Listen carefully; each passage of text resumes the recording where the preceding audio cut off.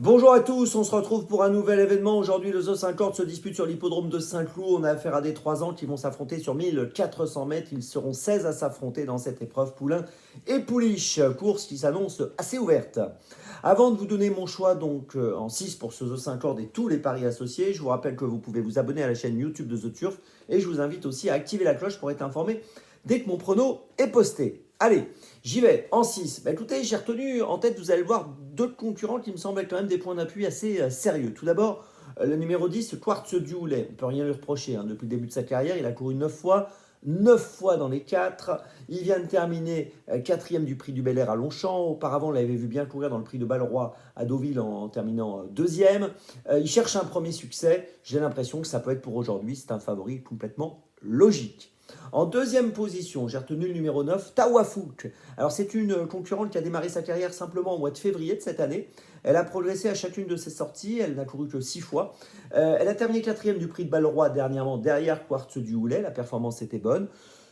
Voilà, c'est à peu près une valeur qui ne doit pas être très éloignée de Quartz du Houlet. Logiquement, il faut lui accorder beaucoup de crédit. Elle sera montée dans cette course par Stéphane Pasquier. En troisième position, j'ai retenu le gros poids de la course, le numéro 1, Hayat John. Alors c'est vrai qu'il n'a pas beaucoup de marge au poids, mais il a prouvé un certain sérieux, une certaine régularité. C'est un concurrent qui a été absent entre octobre 2022 et avril 2023.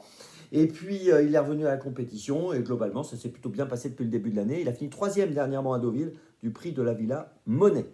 En quatrième position, j'ai retenu le numéro 4, Nolito. On ne peut rien lui reprocher, ses 10 dernières courses, 9 fois dans les 5 premiers. Il a terminé quatrième à Saint-Cloud dernièrement dans le prix Caldoun au mois de septembre. C'est un élève d'Henri Alex Pantal, une écurie toujours sérieuse et dangereuse dans ce type de course. Donc attention, il vaut mieux le garder avec nous.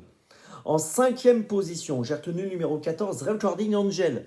Écurie d'André Fabre, montée par Michael Barzalona. Elle n'est pas tellement donnée dans la presse et pourtant, elle est très très jouée ce matin. Alors il y a sûrement un effet Fabre-Barzalona, c'est sûr, mais quand même, elle est très appuyée à la cote ce matin dans ce The 50. Donc attention à elle, on ne va surtout pas l'oublier.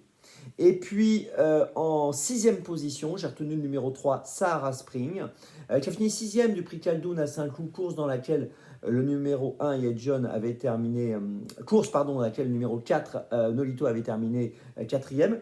Et puis elle a terminé quatrième du prix de la Villa Monet à Deauville, course dans laquelle Ayad John, donc le numéro 1, avait terminé troisième. Donc tout ça pour dire que ce sont des lignes intéressantes avec des chevaux que j'ai retenus. Et de manière assez logique, je l'ai placé en fin de combinaison pour une 4-5e place. Je vous résume mon choix en 6 pour ce The 50. Le 10, le 9, le 1, le 4, le 14 et le 3. Départ de la course à 13h50. On se retrouve maintenant demain pour Vincennes. Et d'ici là, avec The Turf, ça va aller.